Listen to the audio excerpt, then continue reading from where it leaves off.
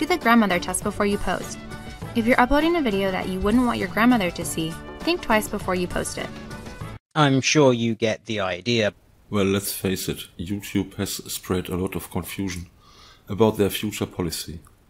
Firstly, they started a campaign to a cleaner experience in favor of the advertisers' needs, what basically meant the demonetization for a lot of videos, especially those with controversial contents. But what was acceptable for most of the producers at that time, even if it was not nice, seems to have gone completely out of radar now. And no one understands YouTube's motivation. YouTube is only vaguely explaining the need for this fucking heroes team you all know about already. They don't openly tell us what goals they are trying to achieve with this quality campaign, right after a quality campaign, as I mentioned, for the advertisers. And such behavior, not to talk and not to be open, is not only quite rare for companies these days, it is highly suspicious, don't you think so? YouTube, keeping its motivation in the dark, maybe can explain some part of the negative reaction to the Heroes campaign ad, but the users are also disappointed about, like I said, the next quality campaign after a quality campaign. They don't like the disabled comment sections too, and so forth. And a lot of the producers just fear of losing free speech, losing their voice, their channel, their income, or whatever. But will YouTube really kill itself in this way, as many predict? Or is this just a different campaign with a similar description, but different principles? I mean, is this really from YouTube? Why should they do this, especially because negative reactions were predictable? As far as I know, until now, no one has come up with a logical explanation for YouTube's behavior for the Heroes campaign. No one seems to be able to deduce any reasons for the Heroes speech police. No one makes a useful guess, it seems. Angry Joe, for example, was just ranting about the rewards as bullshit. Thunderfoot, for example, like many others, puts it on the streamlining the platform for advisors argument. But how shall this work out with a 98% disapproval rate, as he mentioned in his video? But YouTube must have a goal that can explain this behavior and this campaign, otherwise they wouldn't do it. It's a company and not an irrational social justice warrior. So the actual situation regarding the Heroes campaign is basically that people feel put under new regulations and regulators without being told why that further measurement, you remember we just had the demonetization cleanup, and not to forget a long history of copyright bullshit, shall be necessary, useful, progressive in any way. So no one seems to understand what YouTube is doing with this campaign and what their goals are. But when you have a look at the YouTube Germany website, you might get an idea. Especially when you were a Gamergator, like I was.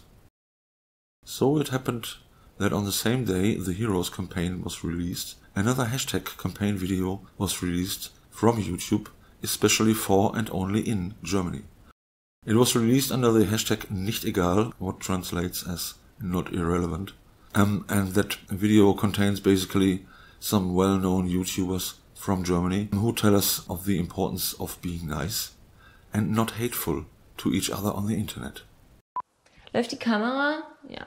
Okay. Wir sind die Generation Internet. Manchmal kann ich da gar nicht stolz drauf sein. Ich finde, Beleidigungen sind sehr häufig geworden. Es wird sehr viel gehatet im Netz. Gegen Homos, den Ausländer. Menschen, die ein bisschen anders aussehen oder die andere Videos machen. Leider ist es so, dass die meisten Menschen passiv reagieren. Darf Hass uns eigentlich egal sein? In keinem Fall. Egal ist, wenn man zu bequem oder...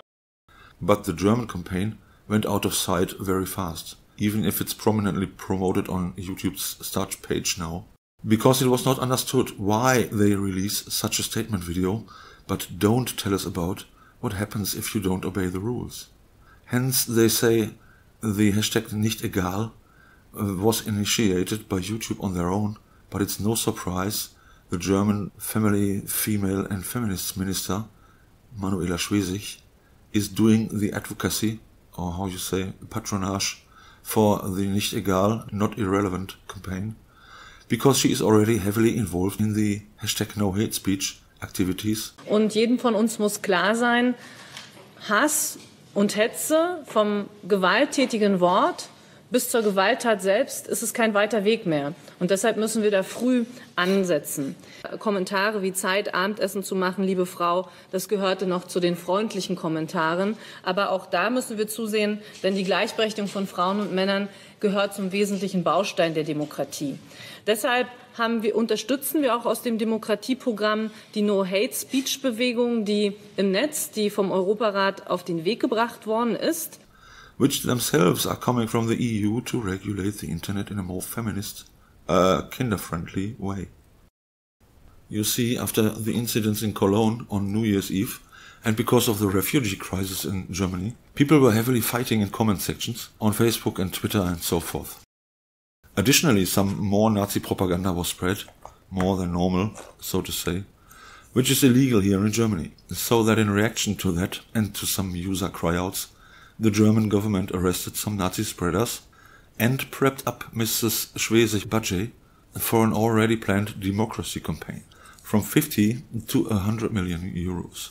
And the No Hate Speech campaign and activities are definitely part of that. In addition to this, the German Ministry of Justice initiated a task force against hate speech in late 2015, including the big three we always hear in the news about: Facebook, Twitter and YouTube. All participants, which include some more companies and some quite suspicious left-wing non-governmental organizations, signed a contract to take reasonable measurements on the most hateful users, even if online hate is nowhere defined in a useful way, till today. Anyhow, that is not doing the job on its own, and something had to be implemented. Someone has to look at questionable content with real eyes in real time. This task force contract is the reason why Twitter has initiated their Trust and Safety Council, as you may remember. Now we're starting to make some of the feminist connections regarding the Twitter Trust and Safety Council. As you can see here, we have Zoe Quinn connected to the Safer Internet Day, which leads us all the way down to the organizations supporting the Safer Internet Day initiative that is being run by the European Commission, connected to by the Connect Safely organization there. Via Zoe Quinn, we're also connected to the United Nations Cyber Violence Against Women and Girls, and this is one of the members of the Twitter Trust and Safety Council, an organization that genuinely believes that all men hold a position of privilege over women in society. And this, of course, connects us to feminist frequency as well, which leads us very nicely onto feminist and social justice organizations. And what you maybe don't know is that Facebook has done a similar thing by contracting a company named Avato, who in Facebook's name controls and deletes content on the platform. And the last one of the big three to be pressured in taking action then was YouTube. And then there came the heroes, who shall do the flagging of inappropriate content. And it's clear what that means. It means hate speech without any proper description. If you don't like something, block it. If something offends you, block it. If something disagrees with you, block it. And this is the sort of attitude that has been encouraged by all of the previously mentioned sites. Just go on to the sites of any of the organizations promoting this Safer Internet Day attitude. In Hope, report illegal content here. Internet Watch Foundation, report criminal content here. It's all about encouraging people to report things. And now we get to the part where I question what exactly these organizations mean by cyberbullying and online harassment. And I'm just going to jump straight to the bombshell at the bottom. And we're excited to also welcome Zoe Quinn, the founder of Crash Override, who works hard to fight the online harassment that she herself faced as patient zero of Gamergate, fighting back against online harassment and cyberbullying. Some harassment victims are fighting back. Video game developer Zoe Quinn has been a victim of massive online harassment stemming from accusations from an ex-partner, which resulted in a barrage of attacks from other people. The harassment campaign eventually got its own hashtag, Gamergate, which caused many to confront the issues of sexism and harassment in the gaming community. Anita Sarkeesian also knows a lot about online harassment. In 2014, Sarkeesian received death and rape threats after producing a series of YouTube videos that publicly challenged the way women are too often portrayed in video games. It got so bad that she felt compelled to cancel an appearance at Utah State University. I'm going to give an honorary mention to the ADL, who will quite happily use Anita Sarkeesian and cite feminist frequency in their research. So I guess we know whose side they're on. So I'm going to be focusing on only a few of these organizations, but they are the particularly red flag organizations. So this is why I am somewhat concerned about all of these organizations being linked together via this European Commission initiative. That at least the German Nicht Egal campaign is definitely bound to the no hate speech campaigns and actions we see, for example, in the participating organizations list. There are several overlaps with what was found by TLDR during his research on the Twitter Trust and Safety Council. General red flag anti-free speech organizations.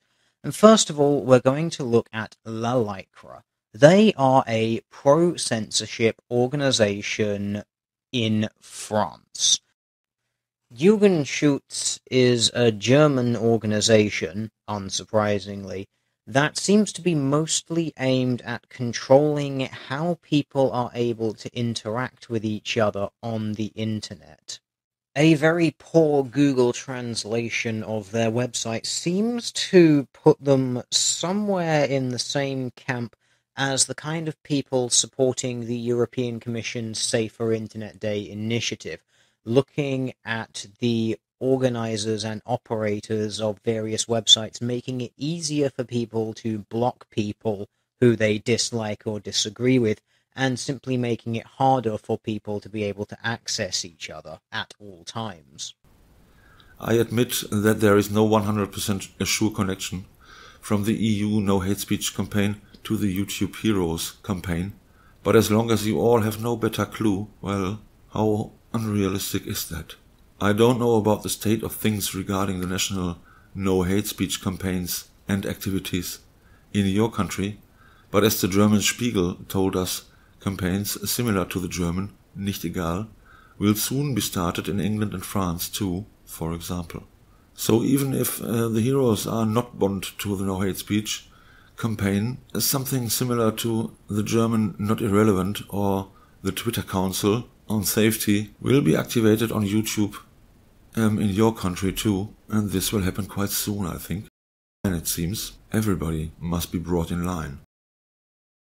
So to sum it up, YouTube told us Germans why they are doing things, but not how they want to enforce it. They were only referring to educating school kids to become no hate speech mentors. That sounds similar to the description of a hero, and maybe that's what they will be taught, to become a hero on YouTube. Anyhow, that lack of visible consequences basically made the issue irrelevant for most people, because a rule is only a rule when the violation of it is prosecuted, isn't it? And in addition to this German campaign, in the rest of the world, YouTube is campaigning only over the measurements and penalties to be implemented by the upcoming YouTube heroes, but not telling any real reason for that. So these two things are looking like brothers. Inappropriate content, which they tell is the reason to take the action, and may be uncool for advertisers, but deleting stuff is censorship and no one wants that. Overall, it's no wonder that confusion and dislikes rose up. To me, it's at least nice to know that it's maybe not YouTube's preferred policy they are pushing now, but it worries me that it fits our government's policies. So the conclusion in search of a reason for the Heroes campaign should be clear, or maybe clearer. It's not about advertising, it's not about a new business policy or strategy YouTube wants to set up. And it's not about the monetization thing or money at all. I strongly believe it's a governmental demand YouTube has to obey. The demand to fight hate speech. Are we in China now or what? With this lot of money and a forward-pushing minister, we, Germany, is in the leading group of developers of a new way to censorship, I think, especially online. A new way to be censored, as they say, by love, the opposite of hate, quite nice totalitarian love and heroic love. This was created by Connect Safely as part of the Safer Internet Day initiative. It educates people about safe internet use and fighting cyberbullying and online harassment by, quote, creating a pile-on of kindness for someone who was getting harassed or cyberbullied. More about the No Hate Speech campaign. You should be able to imagine when you watch ytheroes' analysis of the Twitter Council. There is a constant message from these digital citizenship websites, from this Safer Internet Awareness Day, and thus the European Commission as well, about harassment on the internet. He is showing nothing less than a complete political infrastructure, built of state organizations and NGOs, heavily connected to huge companies and single influential persons, a bubble of social justice warriors, reasoning their fight against hate speech with child porn, Nazi shit, anti-feminism, yes, and, you guessed it, Gamergate. Now, a lot of these organizations which I've got listed here as FemSocJust organizations won't necessarily wear their alliances on their sleeve. I can only really assume by going on their overall tone and the fact that Ms. Quinn is involved would mean that the Safer Internet Day initiative and probably the European Commission, as well as the In Hope, In Safe, etc., probably consider Gamergate to be some sort of online misogynist hate movement rather than the grassroots protest movement that it actually is. If you think there may be some truth in my words, please consider sharing or mirroring this video. Subscribe to my channel or share your thoughts in the comment section. Because every YouTuber should know about their host's motivation, not to mention our government's goals and actions against our own freedom. Isn't it? It seems abundantly clear to me that this Twitter Trust and Safety Council has a very distinct bias running through it. It is very heavily skewed in favor of the ideologies of feminism and social justice and the progressive left.